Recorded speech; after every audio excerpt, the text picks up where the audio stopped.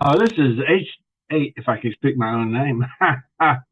H.D. Ingles did it. I want to present to you another episode of Simply Stories, and of course, it's broadcast on the RU Nuts Network. This episode is about one of those situations where you think, how did I get into this mess? And 50 years later, you laugh. It's a true story. Now the story which I call I Was Mauled. The build-up. Every story needs a build-up. For starters, I have quite a few Facebook followers who are comedians. That's not a complaint, it's a fact. Truth is, I get a kick out of it. One of my comedians made a comment about being mauled. That's M-A-L-L-E-D. Well, that jogged my memory, which gives me another story to tell. Sure, you're excited. Finally, the story.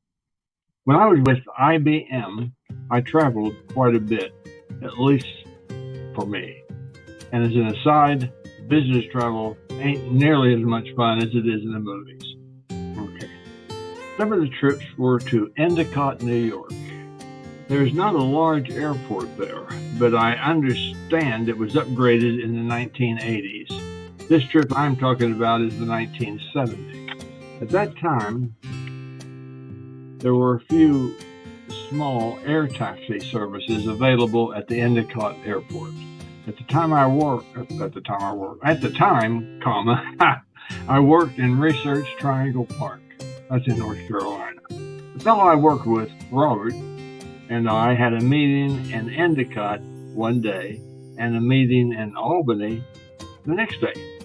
The distance between Endicott and Albany is about 150 miles.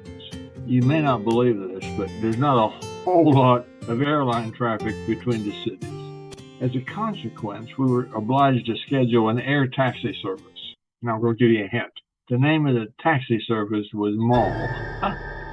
From what I gather, Mall was owned by two guys who owned one small aircraft.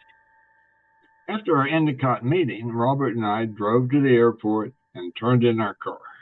We walked out to the aircraft to board for our 4 o'clock Albany trip.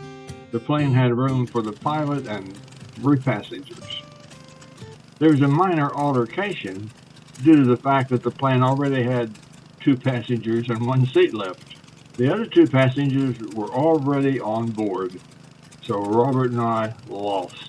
There was still enough time for a daylight drive. Didn't want to do it, but there was time, so we decided to drive. We walked back to the not-so-large terminal, where we were about the only ones in the place. In other words, the car rental agent was gone. We were trying to figure out what to do. We were told that the last flight in or out was the flight which just left us. In other words, the place was closed for the night.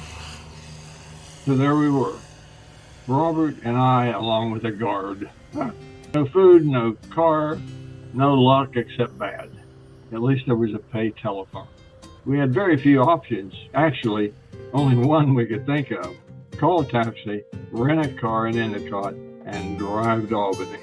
That presented another problem. It would probably require a couple of hours for us to be on our way to Albany. It was already getting late. We were tired, and a 150-mile drive over unfamiliar mountainous roads in the dark was not appealing. Then, a bolt out of the blue, there were still men working in the hangar.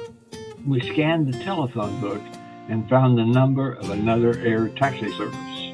We called, and the man swore he would be there in less than an hour. He was.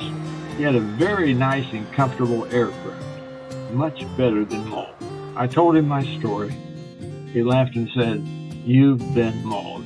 Well, that's it, folks. Thank you for watching. See you next time, if you watch.